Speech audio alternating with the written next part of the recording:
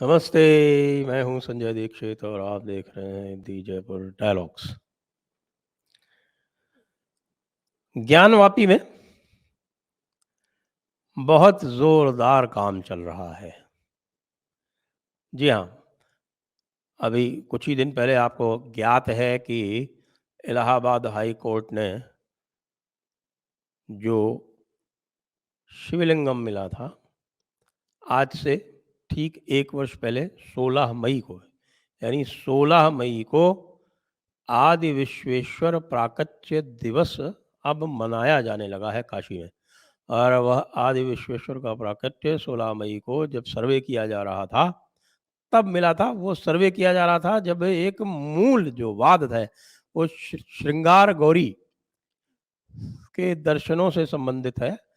और उस श्रृंगार गौरी और जितने भी वहाँ पर देवी देवता जो प्रकट हैं या अप्रकट हैं, उनके सभी के दर्शनों और पूजा अर्चना से संबंधित जो वाद था, उसके तहत जो सर्वे कराया गया था, उसमें प्रकटन हुआ था आदि विश्वेश्वर शिवलिंग का। उसके बाद आप जानते हैं कि किस प्रकार से घटनाएं चली, मामला सुप्रीम कोर्ट तक गया। उसमें जो है वो प्लेसेस ऑफ वर्शिप एक्ट लागू होगा या नहीं होगा, उसका निर्णय करने का अधिकार डिस्ट्रिक्ट जज साहब के पास ट्रांसफ़र किया गया। जो सूट था वो भी डिस्ट्रिक्ट जज साहब के पास ट्रांसफ़र किया गया। फिर उन्होंने ये निर्णय दिया कि यहाँ पर प्लेसेस ऑफ वर्शिप एक्ट से ये सूट बाधित नहीं होता है। क्यों? क्योंकि किसी भी स्थान का जो रिलीजियस कैरेक्टर है, जो कि सेक्शन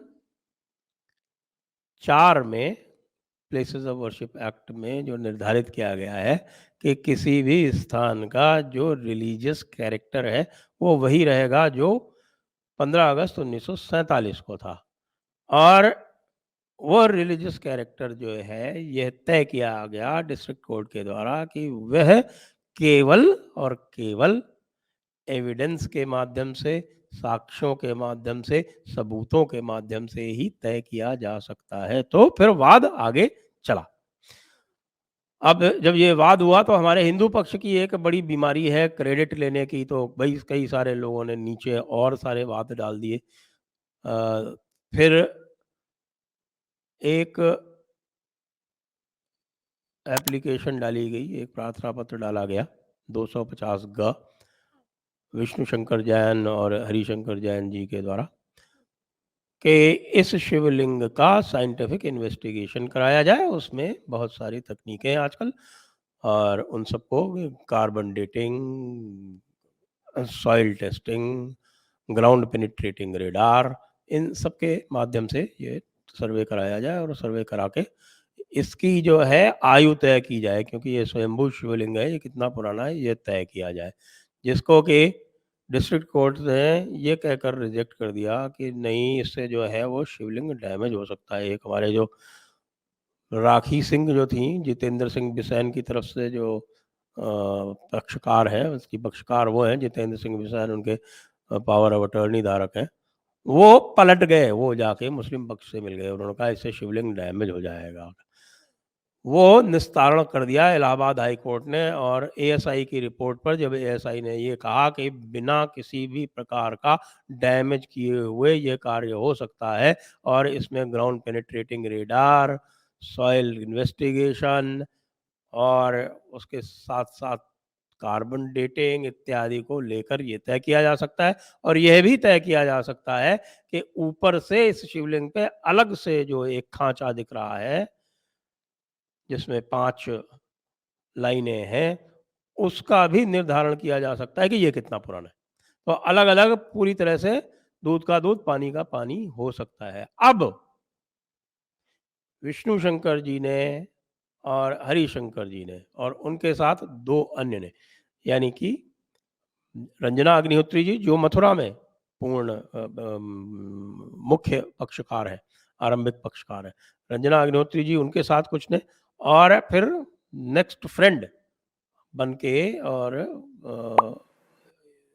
एक मैं आपको नाम बताता हूँ, महंत शिव प्रसाद पांडे, इन्होंने। तो इन्होंने 3 एप्लीकेशन फाइल की। इनमें 2 एप्लीकेशन ये हैं, वो कहती हैं कि संपूर्ण ज्ञानवापी जो मस्जिद जिसे बताया जाता है खसरा 9130 में, इस संपूर्ण परिसर का एएसआई द्वारा ग्राउंड पेनिट्रेटिंग रेडार इत्यादि के द्वारा साइंटिफिक इन्वेस्टिगेशन किया जाए। क्यों किया जाए? उसका कारण वो ये कहते हैं कि जब हमने सर्वे किया था तो हमने पाया था कि जो मुख्य डोम है इस मस्जिद का, उसके नीचे एक और डोम है, एक और गुंबद है जो कि एक शिखर है, और वो एक मंदिर के शिखर की भांति है। वो पाया गया उसके नीचे, तो उसके नीचे भी शिवलिंग पाए जाने की पूरी संभावना है। उसके नीचे भी शिवलिंग पाया जाएगा। तो इसके अतिरिक्त भी और कई स्थानों पर बहुत सारी मूर्तियां, बहुत सारे मंदिर के अवशेष हैं। इन सबका इन्वेस्टिगेशन किया जाए। ये प्रार्थना पत्र 2 हैं, इन्हीं विष्णु शंकर जी का, हरिशंकर जी का है, और महंत शिव प्रसाद पांडे जी का जो है, ये 2 प्रार्थना पत्र तो ये हैं कि पूरे एएसआई परिसर का सर्वे एएसआई द्वारा कराया जाए। और एक प्रार्थना पत्र जो है वो रंजना अग्निहोत्री इत्यादि की तरफ से लगाया गया है, वो नेक्स्ट फ्रेंड, और उन्होंने ये कहा है कि रंजना फ्रेंड एज भक्त, शिव भक्त की ओर से लगाया गया है, ये कहते हुए कि हमें यह जो शिवलिंग आदि विश्वेश्वर का स्वयंभू शिवलिंग जो प्रकट हुआ है उसकी पूजा अर्चना करने की अनुमति दी जाए। अब सुखद समाचार इसमें क्या है? इसमें सुखद समाचार आपको ये बताना चाहता हूं कि इस प्रार्थना पत्र को सुनवाई के लिए एक्सेप्ट कर लिया गया है, यानी इसको सुनवाई के लिए मंजूर करते हुए, और 19 तारीख तक अंजुमन इस्लामिया जो कमेटी है, जो ज्ञानवापी मॉस्क मैनेजमेंट कमेटी जिसको बोलते हैं अंग्रेजी में, उसको नोटिस दे दिया गया है कि 19 तक तो जवाब दाखिल कीजिए, 22 को इसकी हियरिंग होगी। अब आप सोचिए कि यदि ऐसा हो जाता है, यानी कि एएसआई जो है ये पूरे परिसर का इन्वेस्टिगेशन करता है, और जो भी हमारे पास जो लिटरेरी एविडेंसेस हैं मासीर आलमगीरी से, और जो ट्रैवलर्स अकाउंट्स हैं उनसे, स्कंद पुराण से, उनसे सबसे यह मैच हो जाता है, तो हमारा जो मुस्लिम पक्ष है वो क्या कहेगा, जो गंगा जमुनी तहजीब की दुहाई देता रहता है हर समय, काम ठीक उसके उल्टे करता है, वो आगे क्या करेगा? उसके पास क्या किसी भी प्रकार का कोई अवलंब बचेगा? बिल्कुल नहीं बचेगा, उनके पास नहीं है, वो अच्छी तरह से जानते हैं। वो ये भी जानते हैं कि यहाँ पर औरंगज़ेब ने न केवल इस मंदिर को अपितु दूसरे जो मंदिर हैं और कई, जैसे बिंदु माधव मंदिर है, उनका भी डिस्ट्रक्शन किया था, उन सबका नंबर आएगा। अंजुमन वालों, सबका नंबर आएगा। ये सारे के सारे तरह-तरह के, कोई अंजुमन इस्लामिया है, तो कोई जामा मस्जिद है, तो कोई ईदगाह है, तो कोई भोजशाला में कब्जा करके बैठा हुआ है। इन सब का नंबर आने वाला है।